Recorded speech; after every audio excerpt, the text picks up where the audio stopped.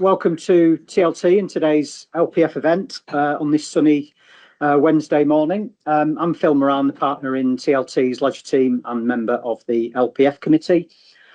Today's event, thank you all for coming along first of this morning. Today's event, we're going to be looking at some of the occupational cost pressures that UK leisure businesses have been sort of grappling with over recent times. But more importantly, as we all know, the UK leisure market in the UK is very resilient. So we're going to be exploring some of the ways that operators have adapted and responded to those cost pressures. So we have a fantastic panel of experts lined up to speak this morning. Firstly, Anthony Waller, Head of Business Rates and Director at GL Hearn. Lorna Walker, co-founder at Camion, who's going to give a view on utility costs and energy usage in leisure property. And Russell Heath, Real Estate Director at Bellrock, who's going to be discussing service charges and insurance. After the panel presentations, we're then going to have an operator Q&A. Got two fantastic operators lined up to give a sort of a more of an on-the-ground perspective. So we have Sarah Waddington, Head of Estate Management at Green King, and Andy Scoley, the Property and Development Director at Lane 7. Last but not least, Carleen Hughes will be chairing this morning's event, Head of UK Property, Leisure Property at Savills. And as part of the Q&A as well, we're happy to take obviously any questions from the audience. So before I hand over to the panelists, just one very quick piece of housekeeping. I don't think we have any fire drills planned for this morning. So if the fire alarm does sound, we have fire marshals on site who will escort us out of the building. So thank you again, and I'll hand over to Anthony. Good morning, everyone. Thank you for inviting me here today to talk to you about business rates, the exciting world of business rates. I am Anthony Waller. I work for WSP GL Hearn. GL Hearn have been acting for property advice for over 100 years, and I haven't been there all of that time. I've been there about 20 years providing advice on business rates, in particular in licensed and letter, and that's the team I head up at WSP. I won't look at that slide too much. That tells you about that we cover the whole country. So the main thing is what's happened with business rates for this year, revaluation from the 1st of April 2026. The big thing is the change to the way multipliers worked out and the change to the rateable value. So 2023 list, there was £58.7 billion worth of rateable value in the English rating list. 26 list, it's gone up to £70.9 billion. And the hospitality and leisure sector has seen particularly large increases in rateable value. Assembly and leisure covers the majority of property, and one of the biggest areas that's been particularly hit is hotels, which have seen a huge increase in rateable value, 75% on average of how their rateable values have increased. So what does that mean? Well, the multiplier scheme regime has changed as well. So now there is a specific multipliers for retail, hospitality and leisure properties, which are 5p cheaper than the standard values. That is to potentially cover some of this increase in cost. And there is also a supporting small business rate relief, which limits the maximum amount that can increase, that a rates liability can increase from list to list. That's in England. In Wales, the multiplier regime is again slightly different. It's a bit cheaper for retail properties, specifically retail properties under 51,000. And there are reliefs as well in Wales. Now, in Wales, the relief is for the really large properties with rateable values over £100,000, where you get a slight discount if you have a specific rating list description. And it's quite clear in Wales, you have to have that description in the rating list. In England and Scotland, it is not so clear. It's not a requirement to have a specific rating list description. So that's Scotland. I'll leave it to the slides because we're limited on time. So does the rating list description matter when you're looking for these reliefs? And what we're looking at here is whether whether the multiplier should be applied. Now, council should automatically apply the multiplier or the lower multiplier if it's a retail, hospitality and leisure property. We have had some instances of where the councils haven't applied it, even to relatively obvious properties. When we've gone back and asked them, they have altered it. And where, and in Wales, again, it's easier to manage the system because of the specific descriptions. And Scotland is very similar to England in that respect. So when you're looking for the reliefs, the rating list description shouldn't matter. It should be the occupier or how it's used. For example, there'll be lots of gym operators who the rating list still says that they're in a warehouse or in a retail warehouse. So if they're in a warehouse, it shouldn't matter. They should still get their RHL relief, but you may have to apply to the council to do it. Does occupation matter? And this is the big thing that people might not necessarily be aware about. These multipliers are for properties, and the reliefs are for properties that are occupied. If the property is not occupied, you lose the reliefs, you lose the multiplier, and you go back to the national multiplier. So it's really, really important, apart from in Wales. Wales, it doesn't matter, they're applying it full across, but in England and Scotland, you must be occupied. And so what you need to do, or what your tenants need to do, is do some housekeeping first of all. First thing is to check the correct multiplier has been applied, then check whether the reliefs have been applied correctly. If you have a tenant who could qualify for the relief, make sure they know about it. I'm quite well aware that there are lots of people out there who've got relatively new businesses coming online who may not know too much about the regimes. Make sure that they're aware and they have applied for these reliefs as well. Because obviously, if total occupation costs, rates is a relatively big thing of it. If you can even save 5 pence by getting the right multiplier, that could make a big difference to their profitability. One thing we've noticed as well with the pub relief is 15% relief to pubs and live music venues. Again, not all councils have applied it automatically, so we've had to go back to council to do that. And if you have a property like a hotel, which is in the rating list as a hotel, but you use it like a pub, or it is quite heavily influenced by the pub and the wet and dry trade, approach the council. We have found that the councils didn't initially apply the relief for a hotel, but where we've asked them for our clients, most councils have then gone back, looked at what we've said, and then have applied the pub relief, even though the rating list description says hotel. It's discretionary relief. So that's something to look at. And in Wales, check the property description. And in that case, it is worth appealing to the Valuation Office of Wales to get the property description changed to qualify for the reliefs. So what happens if your property becomes vacant? And this, as I said, this is a big issue. If your tenant leaves, it will affect the rates liability will affect. So I've got an example on the left of a public house, rateable value of 40,000 in the 2023 list, gone up to 80,000 in the 2026 list. The tenant was in there, they were claiming the RHL relief. Their liability in the 26 list is £11,706.54, slightly less than what they were paying in the 25-26 liability year. Tenant leaves, you lose the relief. You also lose the supporting small business relief. That's really important. That's what the tenant will get if they've had the RHL relief in the past. The landlord will immediately start paying £22,954. That is what they are responsible for. And when you get your new tenant in, they don't get the supporting small business rate relief starting point, which is the amount that was paid last year. They just get the discounts for this year. So the new tenant will go in £19,500 rates liability. So massive difference between what the rates liability could be and what it is. So what should you do about it? Well, this is all relatively new, so we don't quite know. We might find some councils will go, actually, though they've had a gap, you've got a new tenant in there, we may well apply the relief as if you were in there at the start.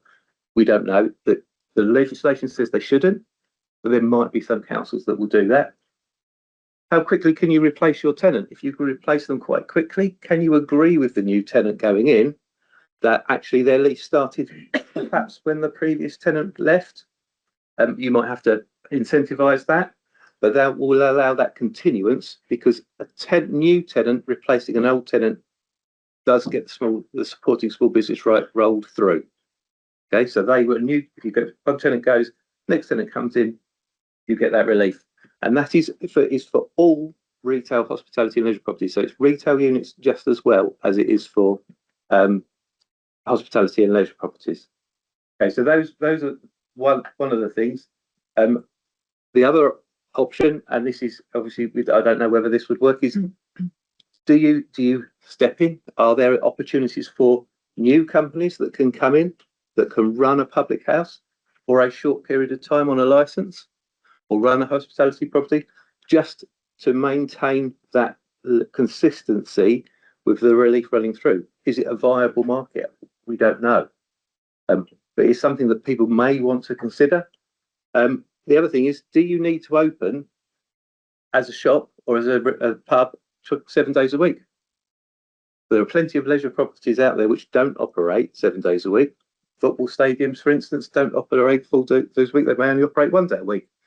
And then, so could you operate that property just for 1 day a week as in hospitality and leisure as an option?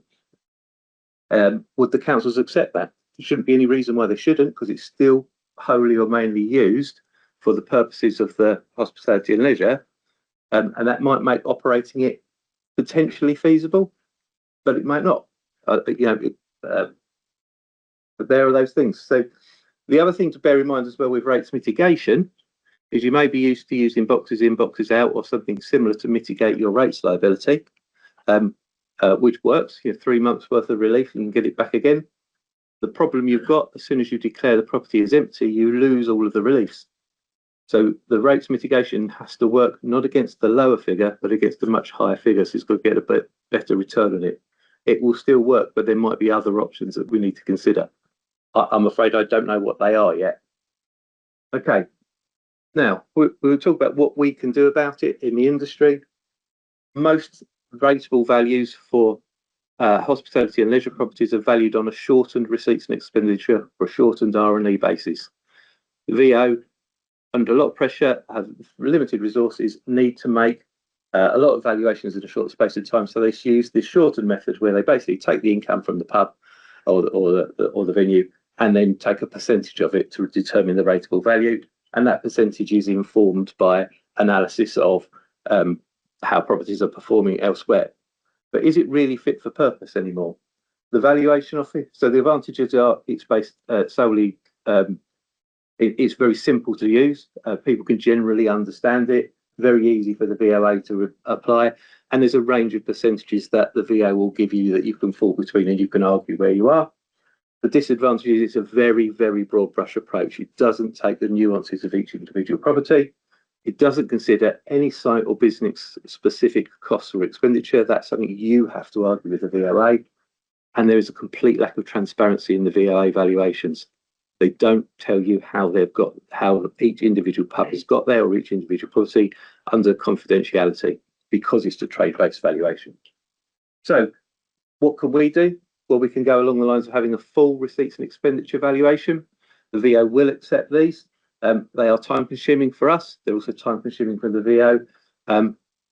Recent tribunal decisions, valuation and upper tribunal decisions, where the valuation officers valued a property on a shortened R&E basis, they've lost a number of those because the tribunals determined they're not suitable for that individual property.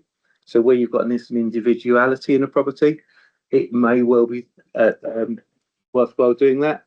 And the Natural History Museum has had a recent valuation decision where the value was determined for rating purposes as £1, the Natural History Museum. So it's possible to get an extremely low rateable value if you do a full receipts and expenditure valuation. We can challenge the range of percentages. The VO haven't yet published their range of percentages for this rating list. My opinion, based on the limited information I have, is they might be too high. I don't think they've properly taken into account the changes in occupation costs, the changes in employee costs, all the changes in the cost of raw materials. So there's lots and lots of things there that we could challenge that, and that would need to be done not on an individual basis, as a group-wide basis. So we would need a group of public houses, for hotel operators, etc., to get together to do that, to challenge them. Other options, we can do nothing. You don't have to do anything. Bear in mind that particularly for tenanted properties, with the supporting small business rate relief, they will get large discounts. They start from a low base. Actually, challenging their 2026 rateable value might not reduce their rates liability at all, because the transition limits the maximum that they can pay on a year, or increase on a year-by-year basis. It may be that you can halve the rateable value and they'll still pay the same amount of rates. So there may be things where you do nothing, or it's marginal about whether there is any saving for it. My main thing is with receipts and expenditure valuations, because the valuation office value it based on that one operator's income. They are valuing it only on how that operator performs. They don't employ a method of comparison. So they don't say, if you've turned over £1 million, how did you turn over £1 million? Are you a good operator and another operator couldn't produce that, or are you a weak operator? It's not. They don't have that method of comparison. Having a method of comparison, wherever that is, whether it's a floor area, would be helpful, because that would also improve the transparency of the valuation. Because if you're comparing yourself to the pub across the road and you know it's done on a floor area basis, you can then look at that. Is the value in line with another pub nearby, because you've got a method of comparison? So that is something that we can challenge the valuation about and try and push the valuation office about and try and push that. Collaboration and transparency. So these are two things. The VO at the moment hides behind the Commissioner for Revenue and Customs Act about releasing data, and also hide behind confidentiality in terms of how they've approached the valuation. In order for us to be able to look at how they've done it, we need more transparency from the valuation office, but that will also mean we need more ability from the operators to share their information with each other, which might be a difficult thing to do where there's such competition in the market. So we need to consider, is that something that we need in terms of the valuations, of the rating valuations? Should we look at actually more collaboration between different operators to try and get that? The VO do have group pre-challenge reviews. They will do that in certain areas and certain types, but they like to have a consensus. They like to have a large number of people operating in it. So we have used them in the past, dry gym operators. We've done that for evaluation. 3-star hotels in London, we've done that to come up with basis of valuations. And that's across the industry. And there are other areas that are used. So that's a way of doing that. Can we do it with landlords and tenants together? Quite possibly. Yeah. So again, it's about that sharing of information. But yes, we can work together, but it will mean a slight change in attitude, because at the moment it tends to be an adversarial attitude in between the landlords and tenants as to how to go forward. Should we try and make that less adversarial as an industry to try and support that? Okay, and then last one, as I said, penalising good operators, rewarding the poor operators because it's based on the income. That requires a method of comparison. And the other thing not to forget, we just started the 2026 rating list. The evaluation date for the 2029 rating list is next year. So we're already starting to think about the 2029 list revaluation. So what we need to know about is what's the trading currently like. This is what we're basing, or the VO will be basing values on now. What's trading currently like? How are customer habits changing? How are customer demands changing? How's the industry changing? What are people interested in? And how are we responding? And how are costs are changing? Because these all help determine what the rateable value will be and how right it is. Okay, so not too many innovative things, I'm afraid, but just some ideas about what we need to think about as an industry over the next couple of years. Thank you. Good morning, everybody. I'm Lorna Walker. I'm one of the co-founders of Camion Energy. So I've got a traditional real estate background. I was at CBRE for 12, 13 years. Now one of the founders of Camion, and we're at the intersection of real estate and clean energy. And basically what we're doing is we use data and AI to unlock opportunities that exist in real estate from energy and bring those two worlds together. And there's a lot going on. And I think we all know that, energy prices in particular is now something that actually, whilst people might not think it was a sexy topic a few years ago, all of a sudden it's kind of top of mind. And there's actually a lot of quite exciting things going on at the moment. So just a bit of context to start with. So we'll start with that bottom number there, 60%. So as at today, 20% of energy demand is electric. And across Europe, by 2050, 60% of energy demand is going to be electric. So there's a huge shift towards electrification. And so that has quite major implications. There's a few factors driving that. These are some of them, transport in particular. So today we're actually looking at, so for cars and for light commercial vehicles, we're basically already in a position where on a life cycle cost basis of that vehicle, it's actually cheaper to have an electric car. There's a few factors that come into that, but generally it's cheaper. And so we're really seeing an acceleration of that shift and the implications of that. Heat, tenants and occupiers moving towards heat pumps, and just specifically from a leisure perspective, we're seeing that from the kind of EV fleets, heat pumps, and also just increased automation, across operations. So as a result of this, occupiers are asking for more power and wanting to make sure that they've got the right infrastructure in place. They might want to add solar to achieve their net zero goals. They've got customers who want to be able to charge their vehicles at the property that they're visiting, and do that whilst shopping or at a leisure facility. Or they're investing in automation and they need a larger grid connection, but maybe they can't get one. And some of you might have already experienced that, the difficulties of actually upgrading your grid connection and getting a bigger one in place.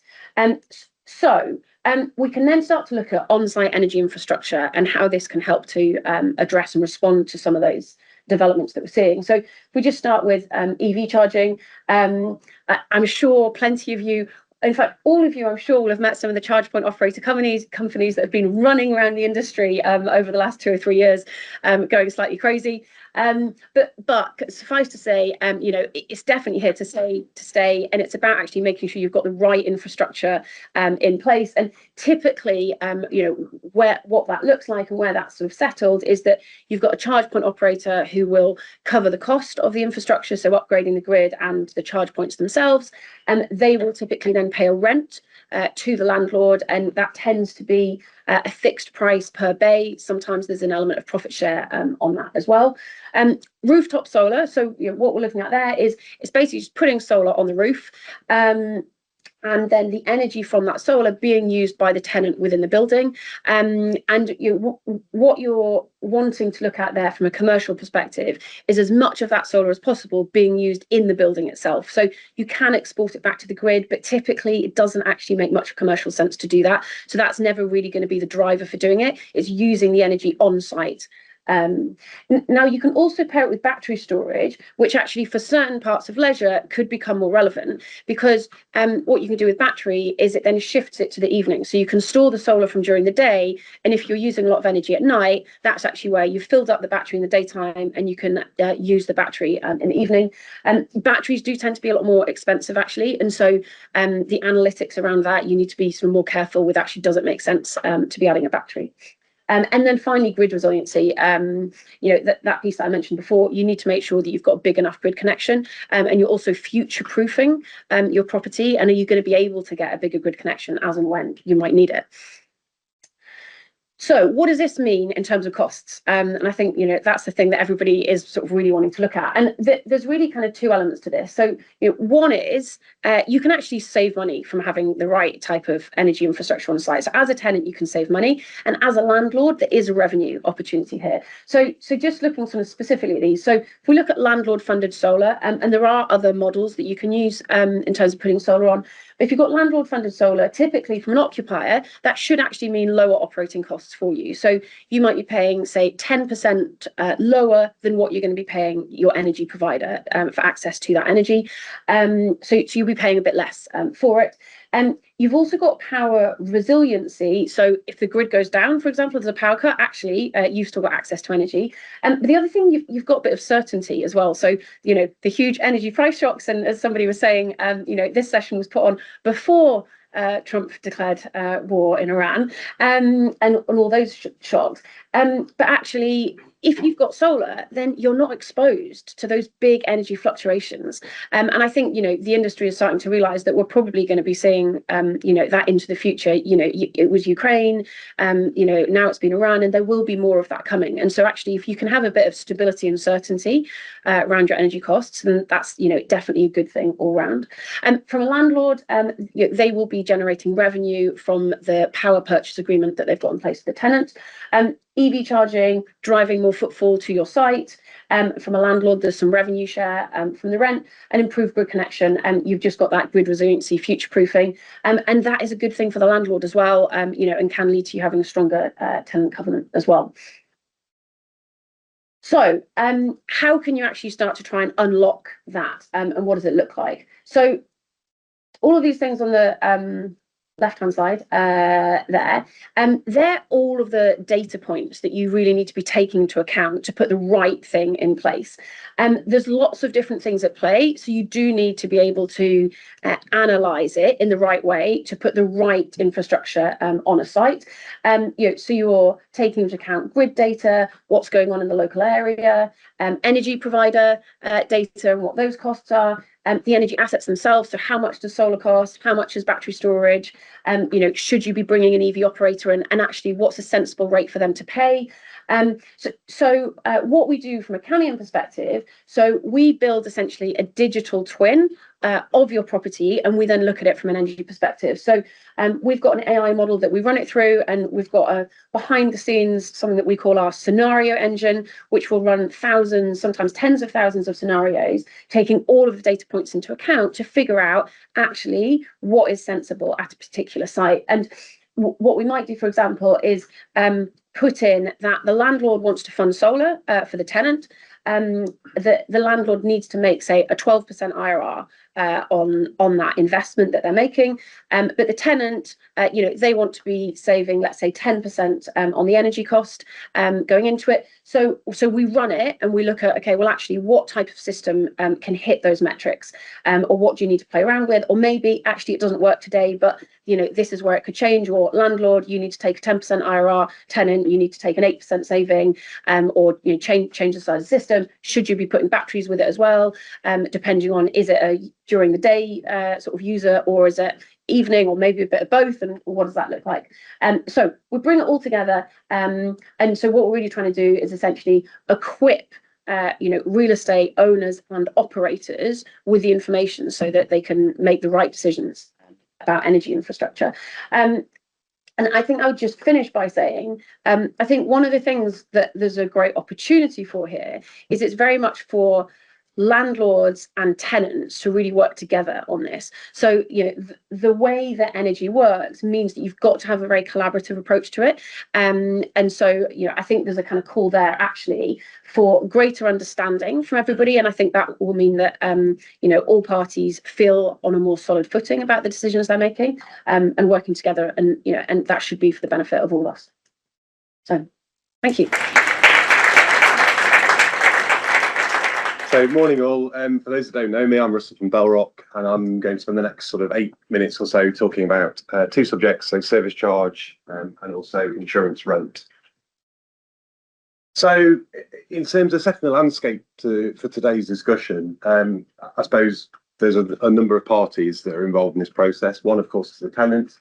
And I think from a tenant's perspective, when you think about service charge, you've got a scenario of imperfect information. So you get what you're given effectively, or you have to go and ask questions to ascertain, clarify, and that sort of side of things. So it's not a great position to be in from an occupier perspective. And obviously in terms of setting the scene and the landscape, that's quite a vulnerable position, and perhaps doesn't make for sort of harmonious relationships necessarily. So Similarly around timelines. So there's tends to be a lag in terms of reconciliations, and budgets often we find are not issued in a timely manner. And that can cause all sorts of challenges around running a business here. You know, that you're beholden to someone else effectively who's doing that on your behalf. And if they're late in doing that process, then that really doesn't help set the scene. And you could get unexpected surprises and all that sort of side of things as well. And as you know, you'll appreciate they're not often a party to the process. So some are the better, more informed. So the landlords and agents will bring you into those discussions, but often quite at a late stage, and it may just be a ticking a box exercise rather than actually having a material impact on sort of changing the direction. The second party is obviously the landlord's agent, and the key points for me here are they're selected by the landlord. They've got a contractual duty to the landlord, and arguably, probably not more than arguably, they're beholden to the landlord. So again, quite a difficult and different position, sort of from that perspective.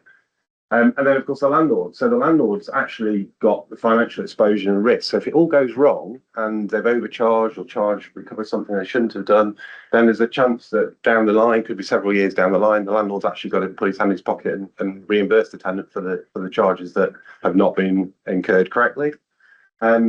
Shortening lease lengths is clearly an issue for landlords. As is the forward funding, and we'll probably talk about that later when we get into Q&A.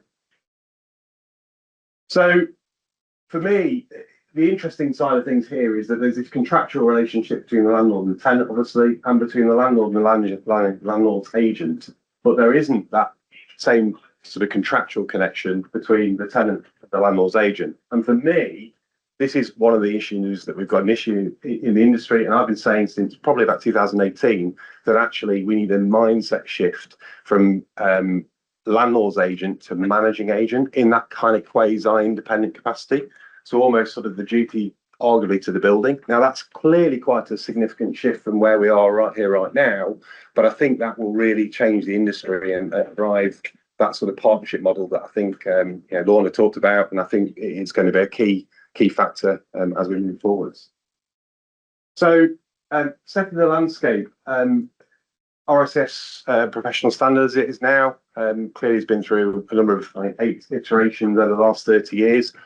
I'll leave you to form your own view as to how fast progress has been.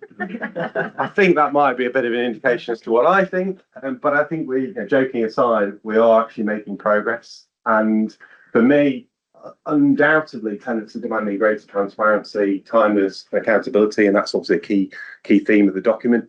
I think retail and leisure actually is at the head of the arrow, the driving point actually for a lot of the change. I think it's certainly the office occupiers and that sort of side of things. I think because the market's probably more polarised, there's less coordination, whereas actually retail leisure is really driving some of this positive change that we're seeing in the market.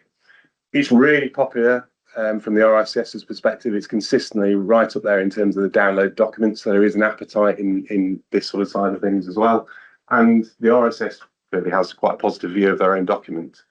So I'll leave you to decide how you interpret that. So onto negotiation strategies. So again, there's a number of sort of parts to the jigsaw here. This is jigsaw. One is of course law and contract is king. Secondly, statutory legislation. Actually, there's not, as you appreciate, there's not a huge amount of that in the commercial service charge world. And then case law. And yes, there are the odd headline case. I think probably the last one that's come out from a service charge perspective is Black's. But again, case law is really specific. And is the lease that you've got, does it marry up the wording with the lease that's gone through the legal process?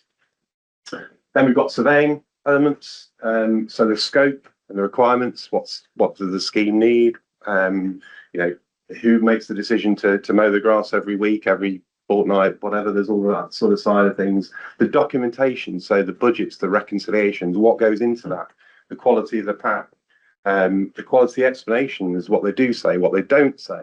There's a lot of sort of interest around that side of things. And then finally, accounting. So again, forecasting and predicting, and then reconciling that expenditure and invoicing and making sure that's being billed accurately. And then at the heart of that is the regulatory framework and ethics, which for me is where the professional standard actually kind of binds it all together.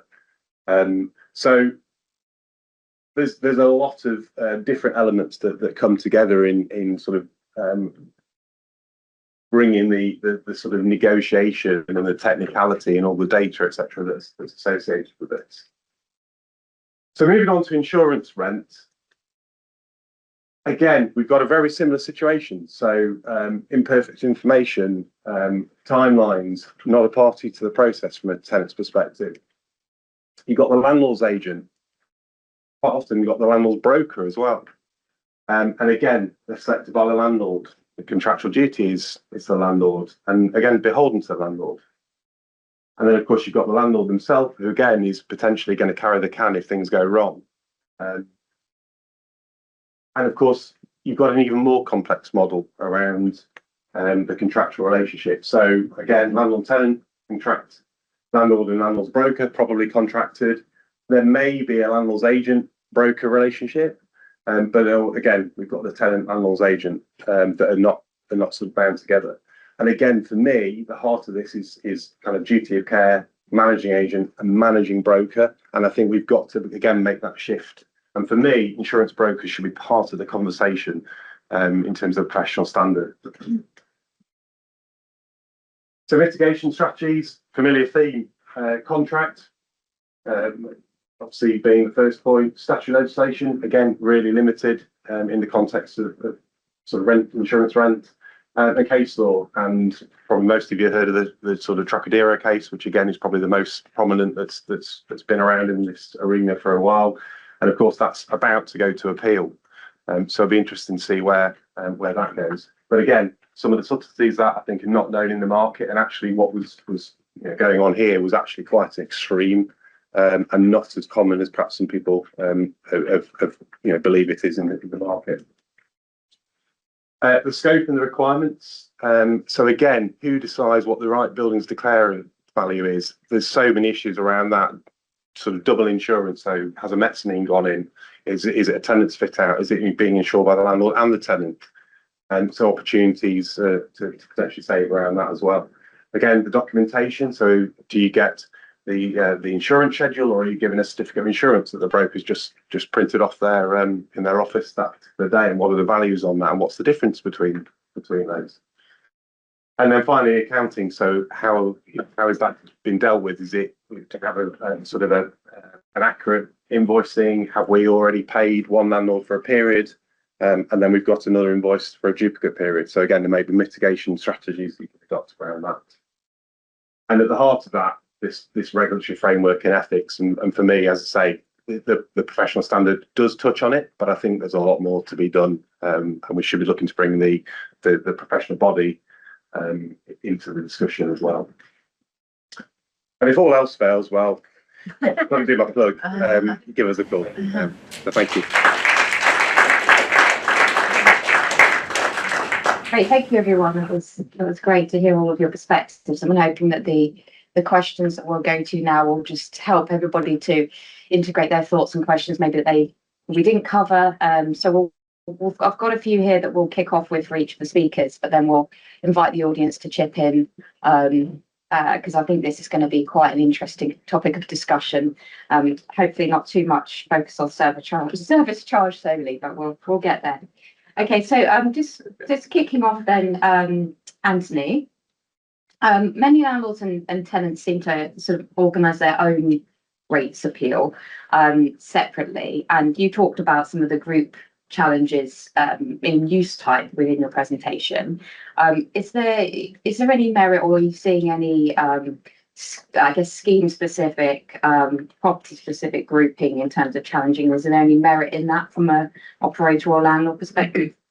Yeah, so there definitely is a benefit to doing that. I mean, if you consider, say, a shopping centre, there will be benefit for the landlord to lead on it, simply because they have all of the information. So they'll provide that. There is some slight risk, of course, to the tenant. If the tenant's made alterations that aren't shown in the rating list, then there's a slight risk because it's beholden on the tenant to declare the correct facts. So that definitely works if the landlord and tenants work together, and where we've got new tenants going in who are relatively new companies, new startups, then the landlord leading on that would potentially lead on to help develop that relationship that Russell was talking about with on the service charge, so gain that trust between the two. So there's definitely more than the benefit of just just getting the rental value right. And do you see much of that happening? What's the kind of reasons for not seeing as much of that as we might want to? It does happen. It probably doesn't happen as much as it could or it should. Generally,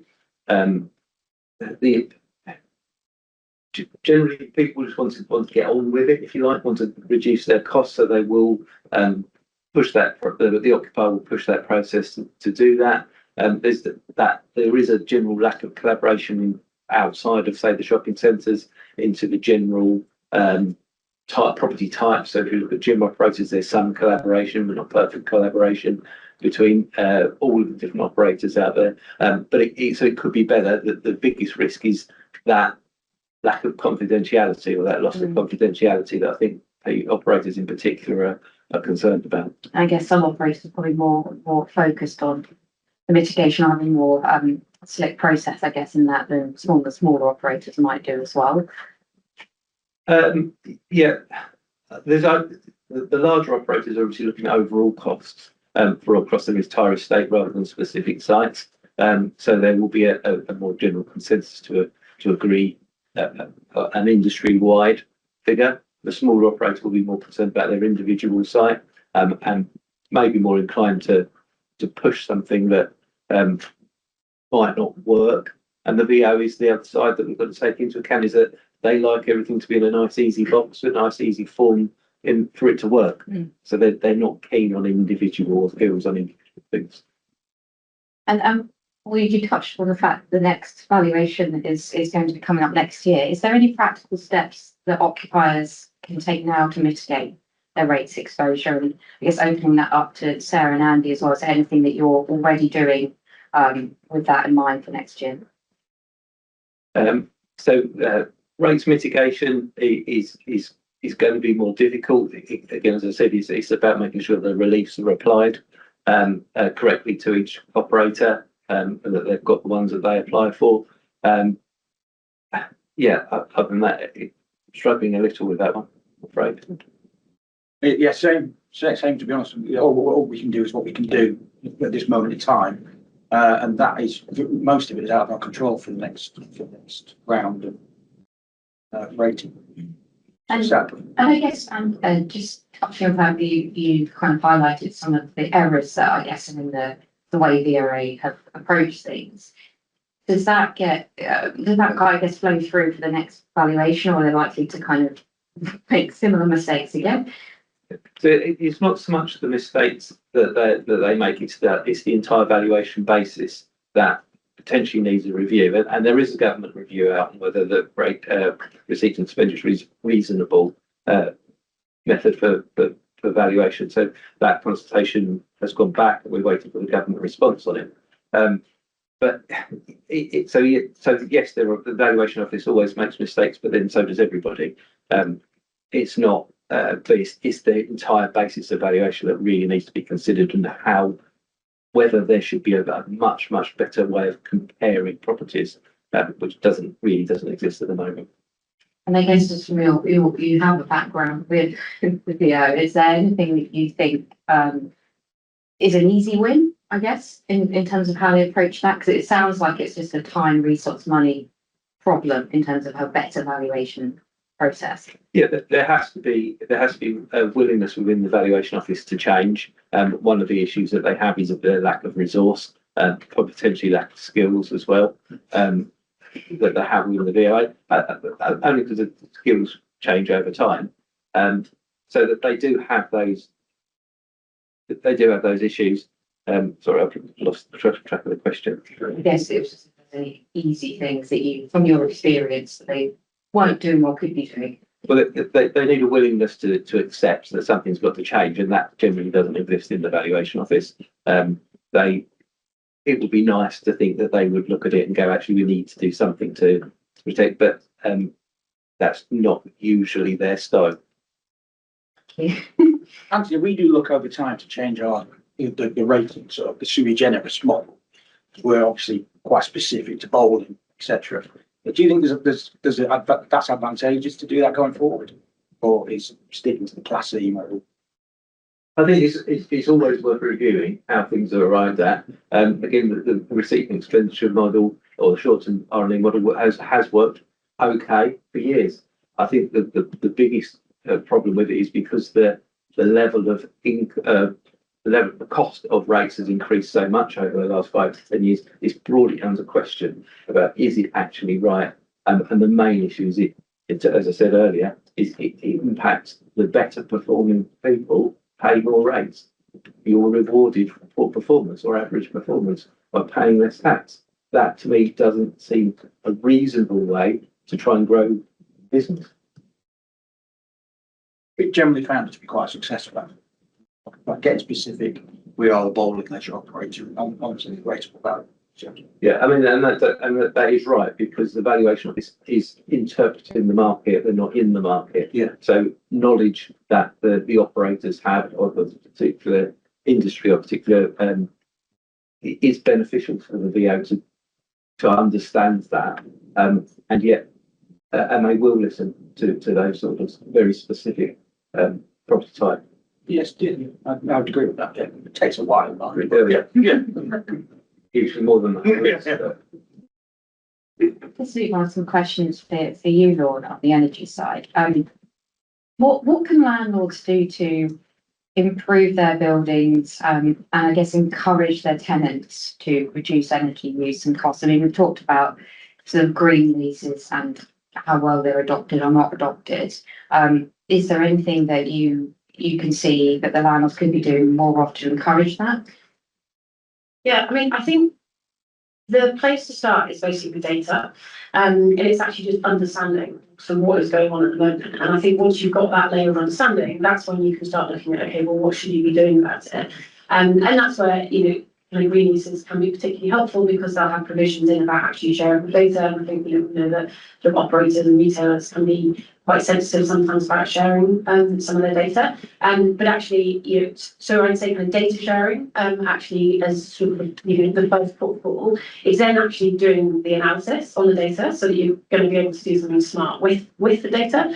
And so I think, yes, there are energy efficiency measures and call it kind of reducing energy. But I think the kind of flip side to that is actually looking at, well, where are you getting your energy from? And, so that's kind of some of what we're talking about is that, yes, at the moment, actually, most people are just getting it from the grid, from an energy provider. But actually, if you're then putting on-site energy infrastructure, you can kind of look at your sort of solar battery potential, and then you're consuming energy from a different source, which doesn't necessarily mean you've actually got to consume less energy. It's just understanding when you're consuming energy and does that match with that kind of on-site energy opportunity you've got from solar and battery, for example. And on that on-site generation, and I guess particularly solar, what's the general consensus in terms of, I guess, the landlord's paying to install it, who then reaps the benefits from it in the tenant side, from the tenant perspective, and then I guess what sort of, are you seeing any consistency of approach on this, and what sort of return landlords are needing to see, and the adoption of it generally?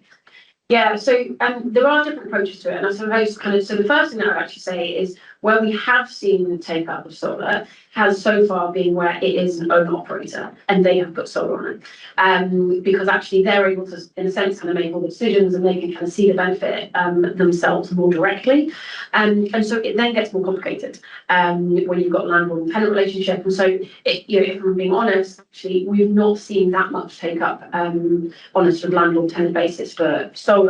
Within leisure, we are seeing some within retail, so kind of big box retail, that's starting to come through. We are, I'd say, kind of busiest and sort of most active in the industrial logistics space at the moment, but we are starting to see it across other sectors. And so just then to your question of where and kind of how does that make sense? So in that kind of landlord tenant model, typically what you'll see is, yes, so the landlord will pay to put the solar on the roof, and in a sense, in terms of return, actually that's kind of what does the landlord need to see, but we would say sort of between 10 to 15% IRR is what the landlord will want to see for putting that solar on the roof. And then from a tenant perspective, typically that would be a 10% reduction in the price that they're paying compared to what they're paying the energy provider. But I suppose just to be clear on that, that doesn't mean that your total energy costs will go down by 10%. So let's say kind of, you might be getting around half of your total energy from the solar, and so you're still getting half of your energy from the grid. So if you've got a 10% reduction in a kind of straightforward basis, that means you've got 5% total reduction in your energy bill, but that still can be very meaningful. But I think the kind of really key thing is this mindset shift, that Russell was talking about, in terms of actually landlords and tenants really working together is what's required, rather than it being seen as a kind of adversarial. Well, the landlord's wanting to do something, so must be trying to screw me over. And actually, there's something here where actually, hold on. Actually, as a tenant, you can save money, and yes, the landlord's going to make a commercial return to do it, but it is something where it can benefit both parties. And what about a scenario, I guess, where maybe it's the tenant that wants to benefit from the solar or install solar, but it's not their property, obviously. I mean, I'm thinking that we do the work for the gym group, and quite often upgrading the electrics is one of the biggest, inhibitors of doing a deal. So how would that work in terms of a tenant wanting to put solar on, but obviously it's not their building, they've only got a 5, 10, 15 year lease. How do you see that playing out? Yeah, so sometimes we're seeing that when you've got a very long lease in place, actually a tenant is able to kind of make the call that they want to put solar on, because during the length of their lease, so if they've got a 15 or even 20-year lease, then actually they can make that investment themselves. So that's kind of one way it's happening. But I think then the second part of that is it goes almost sort of the same thing that I'm saying. It's about that mindset shift. And in that situation, it's where you need to kind of, as a landlord, from a tenant, you need to be saying to the landlord, actually, they need to be kind of open to the fact that actually this is something that could work very well for the landlord as well. And if the tenant's driving it, there's probably something collaborative actually that can happen there. And I think that, a lot of the reluctance and caution around it is just that actually we're real estate experts, not energy experts. And the real estate industry is notoriously slow to change and to take on board new things and do things a bit differently. And so I think actually it's equipping them with information and helping people understand this is something where there is real benefit to both parties, and here's the information that you need, and actually it doesn't need to be that complicated. There's actually some sort of quite simple routes through, and there are wrinkles that need to be dealt with, things like insurance and where kind of service charge comes into play, but there are routes through that. We just need to have the right mindset to deal with them. And we think about it, you did kind of touch on this, Laura, in your presentation, and maybe this is more a question for the operators, but I mean, in terms of your actual, I guess, your energy contracts that you're negotiating or have negotiated, what's your thoughts around sort of fixed contracts versus more flexible tariffs in the current climate that we find ourselves in, and I guess going forward for the next year or so? Well, in our world, so obviously at Green Team, we've got occupiers, so we occupy this buildings as a tenant, but obviously you're also a landlord as well. And when it comes to our tenancies, we're struggling a lot at the moment because most of our agreements are 5-year agreements. So at the start of the agreement, they want to do a business plan and they want to know what their costs are going to be for the next 5 years. Energy, especially, and obviously with what's happening with the business rates at the rebound. That cost volatility is a huge stumbling block for us getting our tenants to invest in our properties and occupy and take out new agreements. So having a fixed term, even if it is a bit more expensive, is at the moment a little bit more popular because they do know what their costs are going to be, at least for the next couple of years. So the final one.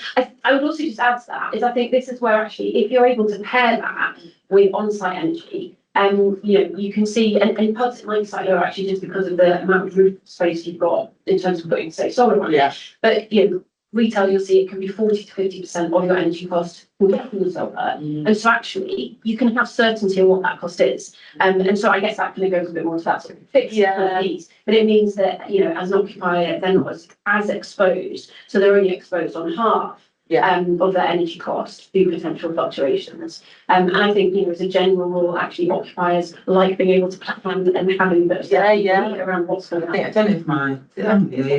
I think you'll see that's Sorry. Thank you. And I think that's the point, like we do a lot of work in the L&T sector to everything that you've been saying about trying to drive energy saving initiatives, and it's really, really difficult with occupiers. If you're on a 5-year, as you say, solar, I mean, we've been racking our brains down for years how to get solar on our L&T estate, and it's the same. I can go and give everyone loads of different ideas for what they can do to make their businesses, but similar to all of us as occupiers of our own houses, you know, we should all have solar on our well insulated roofs and triple glazing and all this, but we don't spend our money on that because we spend our money on other things. And I think occupiers know the benefits of all these initiatives, but they haven't got necessarily the upfront costs. So our job as a landlord is to try and work with them. It's huge about collaboration. How can we sort of install solar and work with them to get it back? Do we insulate our properties and all that sort of thing? So we are working with them to try and help bring their costs down at the same time, but it's tricky. On the freehold, we've got three or four freeholds in our group, and yeah, we've actively pursued solar. It's actually the return on investment is quite incredible if you manage it in the right way with the battery backup and so on and so forth. So yeah, we've made huge savings, but there are the freehold ones, which is obviously our gift to give. Well, tell more people about it. Well, I will. Yes, yeah. Well, Hollywood Bowl are doing a pioneering act, so they're doing it. So they've got, I think it's 30% of their estates now. Also solar with that. So. Yeah. I mean, I genuinely think it's a very exciting opportunity for the industry. I don't think it's that often that somebody comes along where actually there is a real chance to change things and actually do something that can actually really shift the dial. And I mean, it's sort of different sector, but just to show the kind of extremes it can go to, like in industrial logistics where we do a lot, you can see a 20% increase in your NOI as landlord. From energy costs, and that's at the same time as the tenant themselves, you know, saving say 5 to 10% on their energy. So it can shift the dial, and I think we've got a really exciting chance to actually. And the good thing is, from a business rates point of view, actually putting green energy is exempt from business rates. So you until 2035. So the actual cost of installing it, there's no additional cost in terms of rates, at least for a little while. And just to, I guess, touch upon the impacts of the Iran war, it sounds like both of you have fixed term contracts, generally speaking. I mean, have you got any that are coming up for renewal soon, or have you got a bit more kind of flex in that? We've probably got about 65, I think, is in a basket, a fixed basket, and we've got about 2.5 years left. We're quite fortuitous that we fixed it just at the right time. But there are some other things that operators can do. If it's, I can't remember what it's exactly called now. It's the maximum output usage. So if you have the capabilities of say 200 kilowatts, but you actually, if you do the analysis and you're only using 120 as an average, you can cap you bring down your 200, give that back to the landlord or back to the grid, and then you take the tariff benefit to do it. So you can get back I can't remember what the exact term you want to give it, but it saved us about it saved us about £50,000 by doing that across the estate. So I would say on that is actually, and this is the kind of thing where you need to have the right information. So from a tenant's perspective, actually kind of great shorter term measure to do that. But I think this is also where landlords need to be really aware of that, because actually in the future, if a tenant wants to electrify more, and then they maybe want to have 200 kilowatts, well, it might turn out that kind of, 80 kilowatts that was given back to the grid has been used by somebody else. And so in a few years' time, they might want it. But equally, from a tenant's perspective, well, why should they be paying for something they don't really have? Yeah. And so I think that's where actually, well, let's have a sensible conversation between landlord and tenant. Or actually, maybe the landlord needs to actually contribute something if they want to be able to keep that energy in place, which might sort of help protect some of the value, say, for their property as well. The downside is if you make the switch, you can only do it once a year. Yeah. So if you do underestimate how much you need. You've got 12 months to run until you can reapply to get, you know, some capacity back into your distribution. There's a good savings to be made. Russell, yes, something to say? Yeah, I was just saying, we've seen a bit, there's some savings around exactly what you described, and again, it's all this actually all the way around data, isn't it? And having the accurate data that underlines the decision we're thinking. And I think the other thing to say around fixed or non-fixed, timing is everything, isn't it? And you can be made to look very silly, and we can be made to look very wise depending on timing. Yeah. So All been in the 65. Yeah. I remember that one. Yeah. And so just moving on to service charges then, Russell, you talked quite about the new legislation, the new code. For those that don't know, what are sort of key changes within there that would impact that sort of, I guess, landlord-tenant relationship, or how the service charge is structured at the moment? yeah, so obviously the new professional standard came in at the turn of the year. It's evolution rather than revolution, but I think what you'd probably see is ratcheting up of some of the requirements. So mandatory expectations around timing of budgets and reconciliations, which I'd say has been a big issue. I think the industry, we've got some data around it, and it's quite eye-opening in terms of the level of compliance with getting the budget out on at least one we've had a service charge year and a reconciliation within 4 months. The stats are quite scary in terms of the percentages that have been done historically, and that's definitely something that needs to change. And I think we will see material progress over the next few years as that settles down. We've seen quite a few sort of letters and explanations of why there's a delay, which is obviously the underlying obligation. If you can't deliver a budget on time or reconciliation within the 4 months, then you have to explain why. It doesn't absolve you of the responsibility, but you've got to give an explanation, and that's when it will come through. And we have seen quite a lot of those starting to come in. So I would say that bodes well for the message getting out there. And I think the quality of those letters have sort of been really good. And I would say have been good explanations and good reasons as to why there is a delay. Others have been perhaps less good. But it is early days, and I think we've got to kind of operate in this kind of grace period at the moment while it kind of gets settled down. So that's one of the big changes for me. I suppose there's a tightening up around occupiers withholding money, and in light of blacks, and I think there's a lot of misunderstanding or lack of understanding around some of the subtleties of that case, and that perhaps gets lost in translation. But I think, fundamentally, if we get a budget out on time, we get a reconciliation, produced within a reasonable period, that actually goes quite a long way in terms of taking some of the heat out of the industry and moving into this managing agent scenario. For me, is absolutely the right thing to be doing. We've got to evolve the industry and start to work collaboratively to be able to then tackle energy and other big challenges that are kind of coming over the hill, if not already firmly inside. I guess it was just what I wanted to ask, Andy, specifically on service charge before we Don't ask me on service charge. because, well,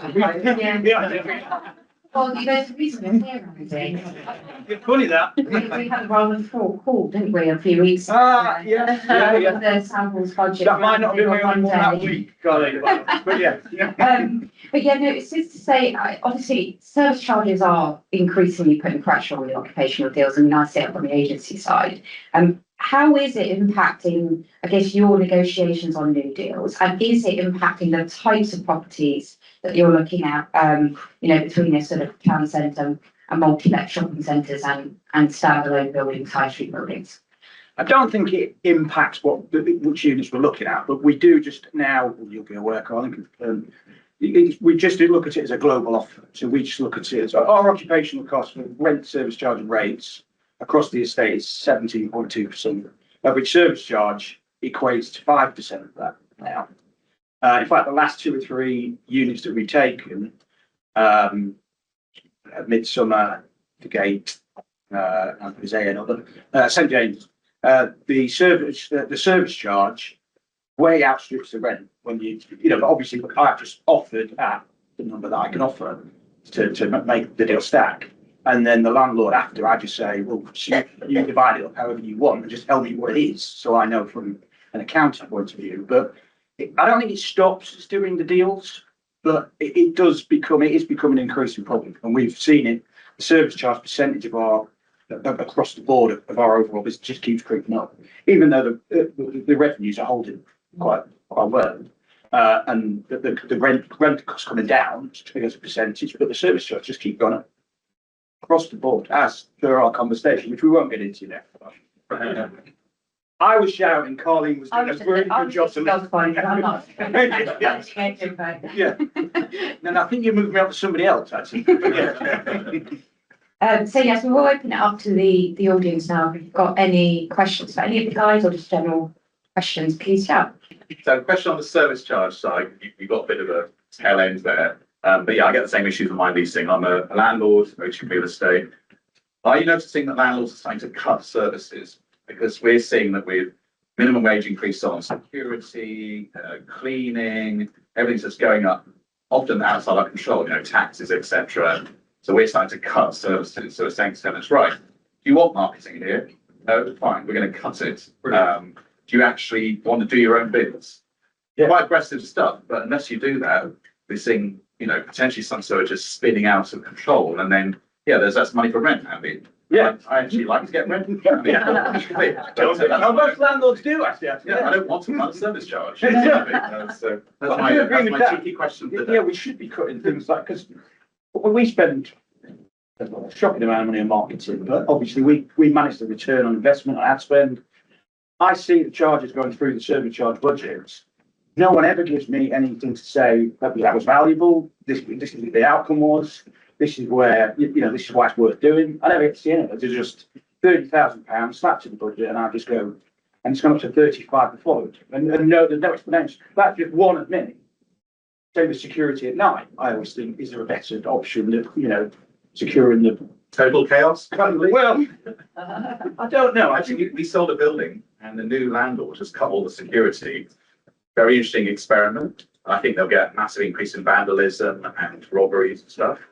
But we'll see when they starting to have no security, and all the tenants are like, whoa, hang on. We have to provide security ourselves now. So possibly some of this stuff's going too far. I don't know. Yes, yeah. There'll be a middle ground for them. Yeah, I think it's location specific and probably, well, it's probably that, not fully that, etc. all goes into that decision making. And I think, certainly when I was on the operator side, going way back, one of my biggest frustrations actually was exactly the scenario you described, and for me it was Blue Water and Lakeside. So I've got stores in both, and I used to see that and watch it year in, year out, ratcheting up the marketing spend between the two. Now for me, as an operator who's got stores or had stores in both, that was the worst case scenario, because what I don't want to do is drag a pound from there to put it into that till and then drag it back, because I've actually, a pound in that till is more valuable than 95p that's now landed in that till.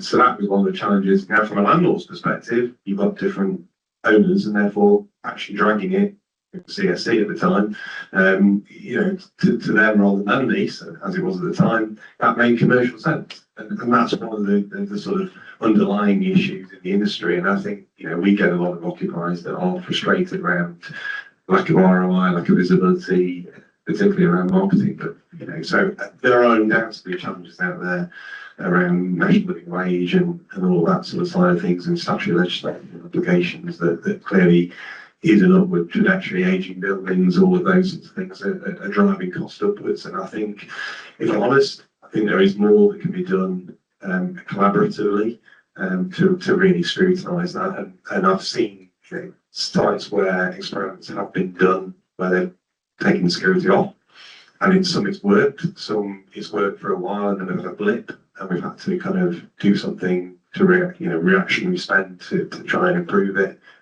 and then it settled back down again. So I think sometimes for me, you've got to give it a go, and I think maybe that's one of the issues, a bit controversial, but from a managing agent, it's kind of, if there's a level of spend out there, I think we all would recognise that percentage fees are not allowed, but very often they're not a million miles away from what the percentage would be, and therefore perhaps driving that spend down is not in everyone's interest. And I think that's perhaps one of the areas that we could we could focus on and see what the art of the possible is. And as you say, it's all a balance, isn't it? It's all one block occupancy cost at the end of the day. Any other questions? I have a question on the business rate. Yeah, James? So the costs that business rates has to cover just keep going up. And the business rates tax is going to be based on the rental value of the properties, which, you know, in bad times, mostly forwards, we're in a bad time at the moment. And maybe that's what we're saying is like the disconnect between these two.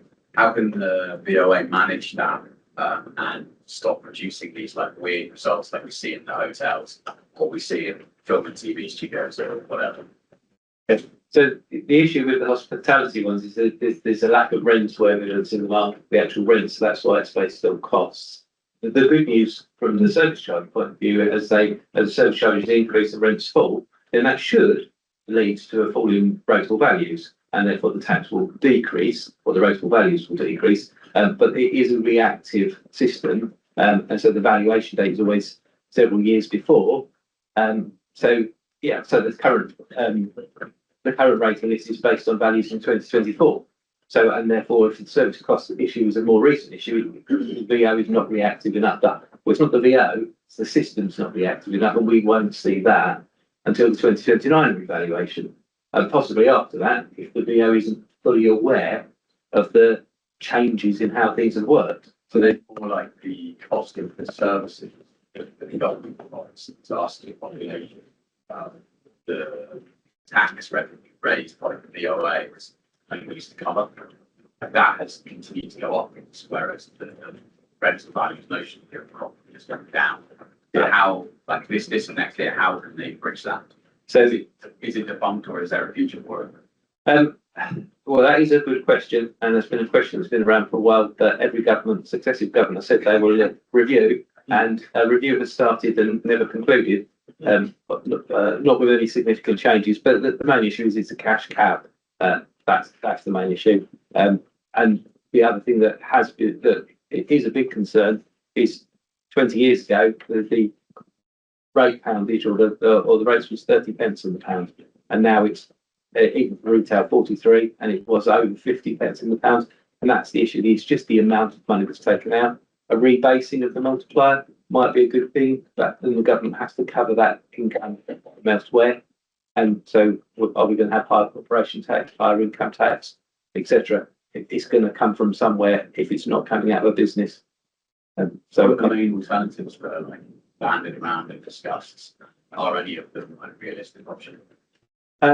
Again, it's not in my it's not in my incentive to say that this is practice. Not it hasn't got a future. But yeah, so that land tax, land value tax has been mooted in the past. Again, it will need a complete new valuation system. How long it will take to do, but at the end of the day, if the government wants to generate billions of pounds worth of tax from property, a change of the way that the basis is doesn't automatically mean a reduction in the amount of income that comes from it. So you might find an alternative method be different, but would it necessarily change the actual amount of tax that business pay? Can I just add to that, only because I sit on that methodology group that you've been talking about, and we're looking at whether there is a new way of looking at it. And I think even at the start, the Treasury were like, look at it, but it has to end up with the same figure. And with that degree, that's the only scope that we're working to. So it's like, if pubs want to come up with a different plan, that's fine, but you know someone else is going to pay for it. And I'm like, okay, so it does make it very tricky. And I think to your question about the rent, for example, in our world, it's all tied rents. Like 80% of our market is tied rents, which the VO refused to acknowledge tied rents. So the whole pub industry is sort of based on city centre free of tie commercial rents, which are actually quite strong, and they still sort of, and they don't take in residential elements. And so our whole valuation methodology for pubs, for example, is based on a really tiny sector of the market. And they are a bit like, oh no, the VO are like, we'll come up with a better plan, I dare you. And so it's tricky, but yes, to your point, that is definitely, they will not accept any less than they get. at the moment, it's just someone else has got to pay for it. It's kind of comes on to my final last question then, for everybody. Of all the costs that we've discussed today, which do you expect to be the most structural, this is right, and which might be more cyclical? And is there any that you can see, I guess, improvements in going forward, or where you see much worsening in that profile?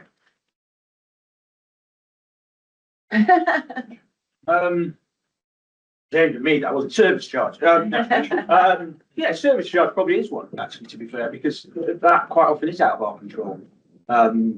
So yeah, I would suggest that, and the balancing of the service charge, which is the other frustrating thing. I know you touched on it earlier, but the balance of the, I mean, I'm in dispute on about 3 or 4 now that just came in last week from 2021, 2022.